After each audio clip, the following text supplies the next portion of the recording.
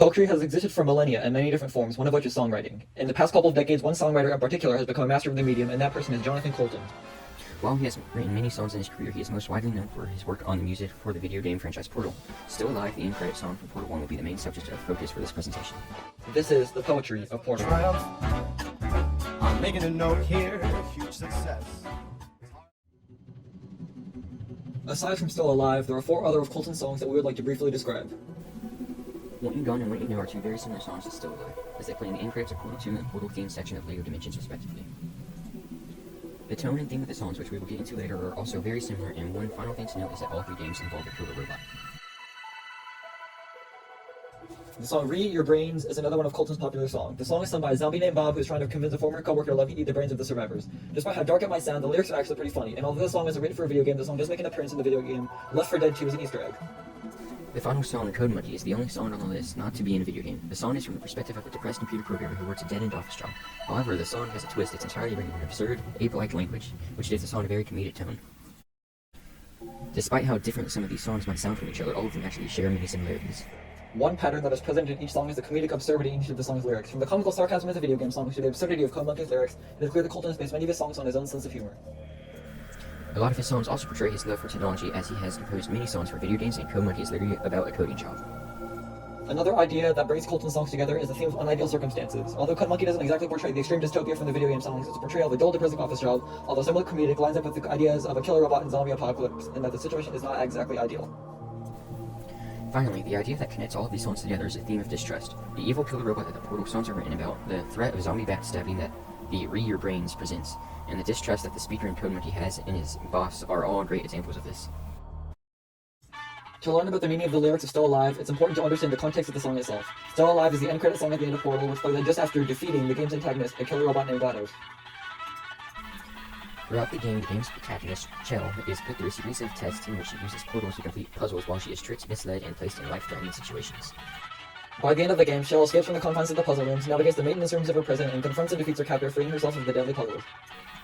However, upon writing the credits and listening to Still Alive, it becomes clear that GLaDOS is not dead, but is actually still alive. Yes, GLaDOS is the one singing the song. This is the premise of the song. It's a comedic and somewhat absurd reveal to declare that the game's antagonist is actually, in fact, alive. Like many of Coulton's other songs, Still Alive is a song centered around distrust. GLaDOS is an untrustworthy antagonist which Chell needs to overcome to escape from her prison, and the lyrics of the song help to communicate this. I'm not even angry. I'm being so sincere right now. Even though you broke my heart and killed me, and torn into pieces, and tore every piece into a fire. Yes, they burned these words because I was so happy for you. Looking past the comedic sarcasm of this lyric, it provides clear evidence that GLaDOS is untrustworthy. Coulton's choice to have GLaDOS use words like broke my heart and it hurt presents situational irony. Why would GLaDOS, a sadistic, super-intelligent robot who has proved time after time that she does not care for the safety and well-being of Chell, feel bad for her? Well, she doesn't. She is a compulsive liar who will go out of her way to put people in harm's way. She cannot be trusted. And this theme of distrust is not just exclusive to GLaDOS. Throughout the game, Chell must shy away from personal instincts and not do what she thinks is right, but instead think outside the box and stay safe from GLaDOS. By the end of the game, Chell defeats GLaDOS and has trust in herself that GLaDOS is now gone, but this trust ends up working out poorly as evidenced by the song.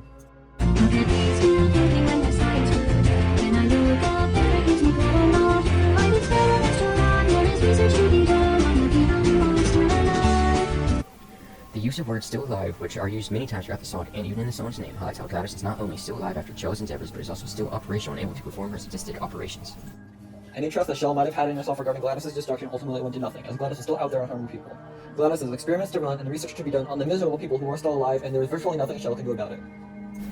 Still Alive largely communicates the game's primary message, which is that bestowing trust upon uncertain outcomes is a fruitless endeavor.